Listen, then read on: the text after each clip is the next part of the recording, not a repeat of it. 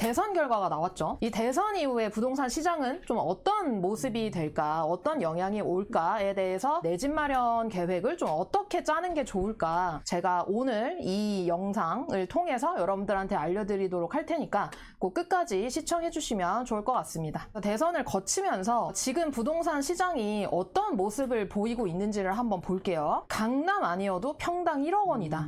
성동구랑 마포구가 지금 최고가를 찍고 있다라는 기사가 있었고요. 반면에 80주 연속 대구 부동산 가격은 내리기만 하고 있다. 지방 같은 경우에는 여전히 하락하고 있고 오르지 않는 모습을 보이고 있었어요. 전체적으로 한국은행에서 금리는 인하했지만 실제로 은행별로는 또 스트레스 DSR이 오기 전에 대출 한도를 늘려가지고 이제 주택담보대출을 받으려는 사람들한테 대출을 내주기 시작하면서 실거주자들이 집을 사게 하는 영향을 주면서 이제 이게 가격이 올라가는 그런 모습들을 보였다라고 여러분 생각하시면 됩니다. 그래서 이런 모습들이 대통령 당선된 지는 한 이틀밖에 안 됐는데요. 5월 그 대통령 선거를 치르는 과정 중에 있었던 시장의 모습이라고 생각하시면 됩니다. 정리하자면 지금 시장은 스트레스 DSR 3단계를 앞두고 실거주자들 위주로 매수 거래가 진행되는 양상을 보이고 있고요. 이 실거주자들이 좋은 곳 위주로 지금 거래를 하고 있고, 실제로 부동산 현장에 가보면은 영등포나 성동구나 이런 데에서 매도자들이 이제 물건을 거두면서 물건이 이제 안 나오는 그런 상황이 실제로 현장에서 벌어지고 있습니다. 대출 막차를 타려고 하는 사람들 위주로 거래가 되고 있다. 이해하시면 될 것 같아요. 그래서 앞으로 부동산 정책이 어떻게 되는 거야? 이재명 대통령이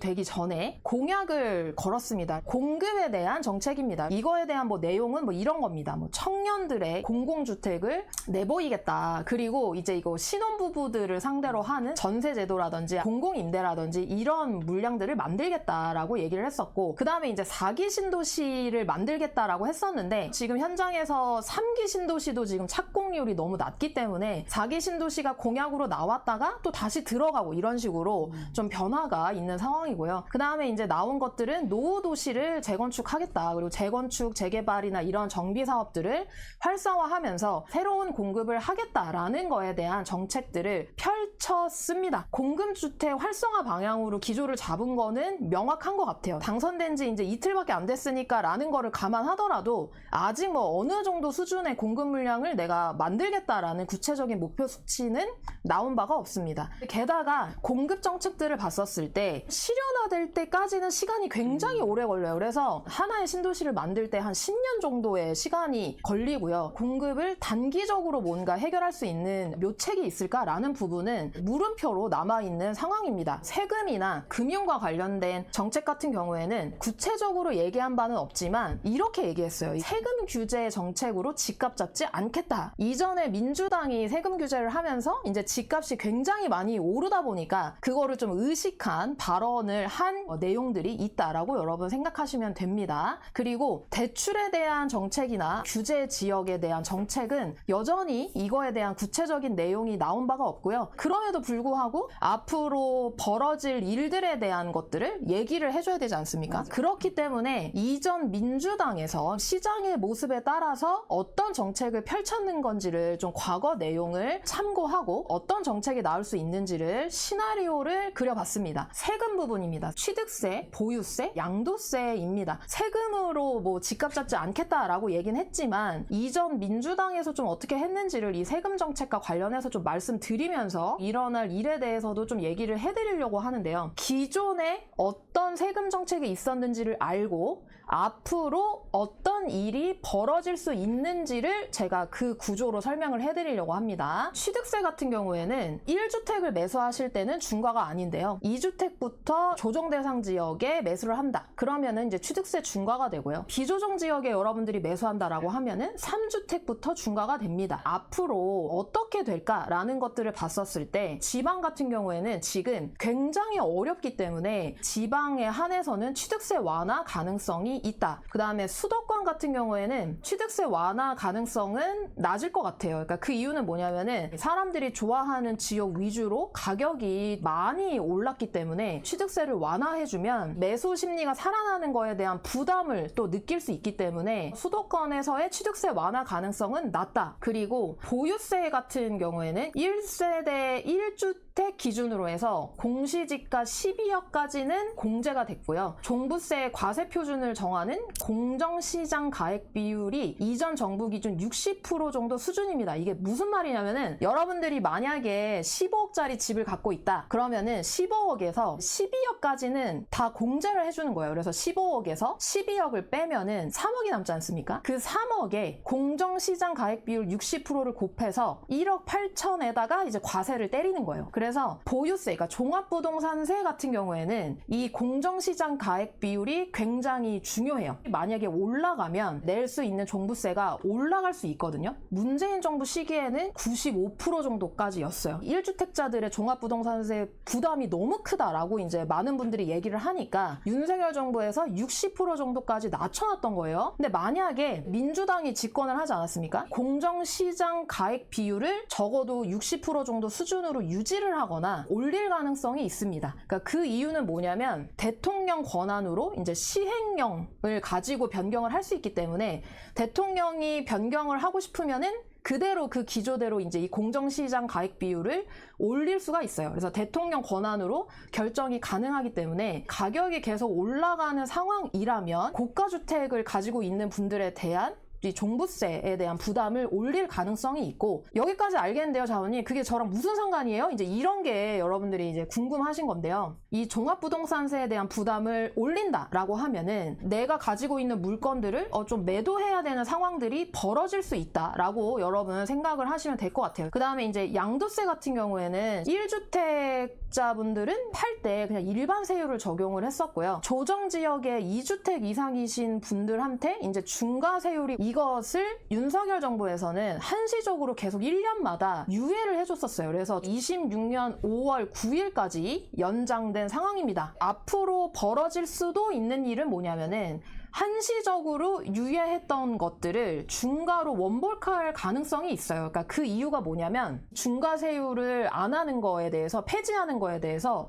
민주당이 계속 반대를 하다 보니까 윤석열 정부에서 이거를 법을 못 바꾸고 1년으로 계속 연장하면서 한시적으로 유예했던 거죠. 그래서 실제로 이제 민주당이 집권한 이 상황에서는 다시 중과하는 걸로 원복할 가능성도 있다라는 겁니다. 그래서 여기에 갖고 있던 집을 팔아야 되는데 26년 5월 9일까지 그래서 물건들이 26년 초나 25년 말부터 이 조정 대상 지역에 있는 물건들이 막 나올 수가 있습니다. 그래서 실제로 이런 일들은 이전에 문재인 정부 집권했었을 때도 나왔던 일이고요. 벌어졌던 상황입니다. 그래서 만약에 이제 26년 5월 9일까지 내 물건이 안 팔려가지고 못 팔았어요. 그러면 그 이후부터는 물건들이 싹 잠깁니다. 이렇게 된다는 게 아니라 이전에 민주당이 실제로 집권했었을 때 나왔던 정책들을 바탕으로 해서 제가 말씀을 드리는 거고요. 실제로 구체적 내용이 나온 게 없기 때문에 저 역시도 그걸 바탕으로 해서 여러분들한테 얘기할 수밖에 없는 점, 이런 일들이 벌어질 수 있다라고 여러분 감안하고 들어주시면 좋을 것 같아요. 세금에 대해서 얘기했죠? 네. 그 다음에는 금융 부분, 그러니까 대출 부분에 대해서 제가 좀 말씀을 드릴게요.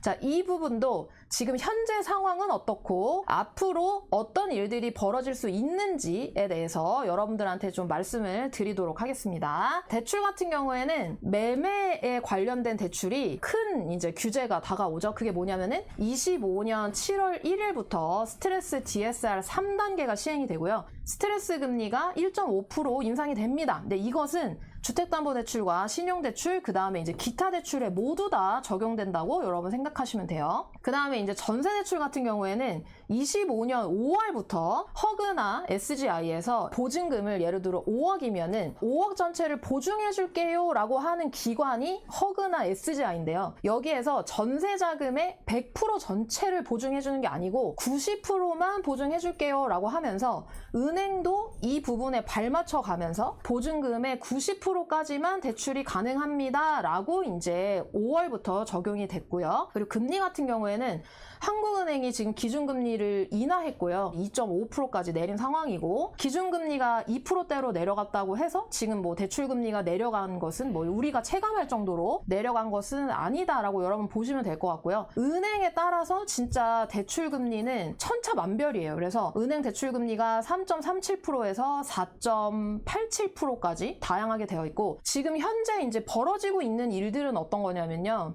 금리를 인하하는 환경 안에서 금리 인하의 여파로 인한 돈이 이제 부동산으로 쏠릴까봐 이 대출 규제를 이제 꽉 잡고 있는 거죠. 그래서 7월에 스트레스 DSR이 시행이 되니까 가격이 잡힐 것이다 라고 이제 예측하는 그런 분들도 계십니다. 그래서 지금 규제를 진행을 하고 있고요. 실제로 이 과정 중에 이제 관전 포인트는 뭐냐면요, 여러분.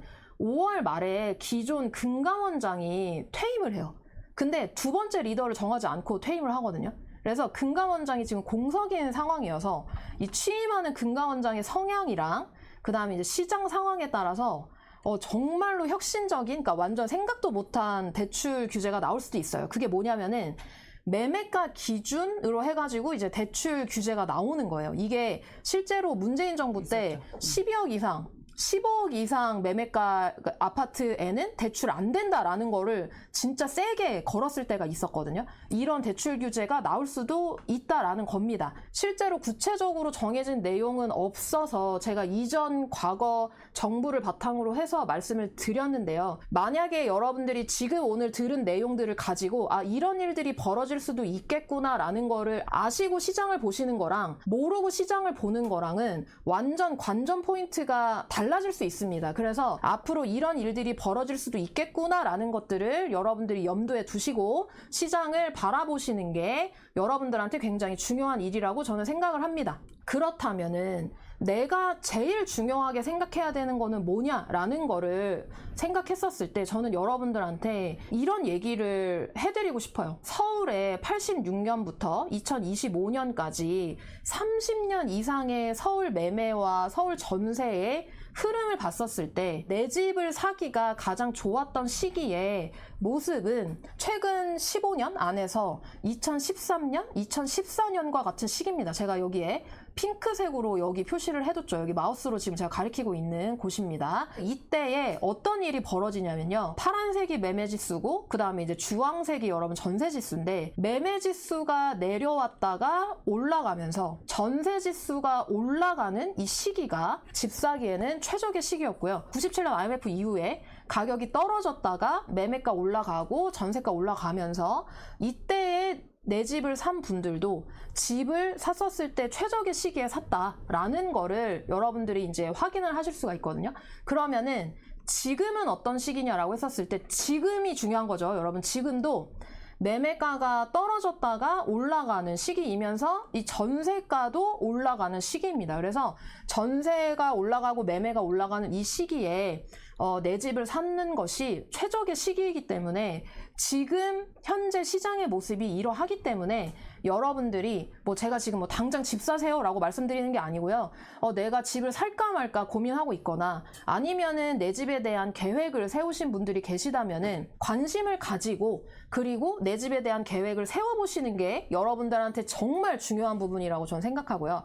나 아직 내 집은 너무 멀게 생각이 들어. 나 아직 내 집에 대한 계획이 없어 라고 하신다면은 저희 구해줘 월부를 계속 주기적으로 시청하시면서 지금 현재 부동산 시장이 어떻게 되어가고 있고 또 제가 또 나타나가지고 이재명 그 대통령의 부동산 정책이 실제로 딱 정해졌었을 때 시장에 어떤 영향이 될지를 말씀드릴 거 아닙니까? 그래서 여러분들이 그런 내용들을 꾸준히 배워가시면서 이 시장에 대한 해석들을 여러분들 스스로 현명하게 해 나가시면 좋을 것 같습니다. 주변 전세가 시세의 움직임을 지켜보고 특히 전세 만기를 앞두고 계신 분들이라면은 주변의 전세가 시세가 어떻게 움직이는지를 여러분 꼭 보시면 좋을 것 같아요. 매매가가 그렇게 많이 오르지 않았으면서 전세가가 오르고 있다면은 여러분들이 내 집 매수를 고려해야 되는 부분이다라는 거를 알아가시면 좋을 것 같고요. 그리고 제가 아까 말씀드렸듯이 7월 이후에 스트레스 DSR 3단계가 이제 시행된 이후에 대출 규제 반영되는 시장의 모습을 확인을 하셔서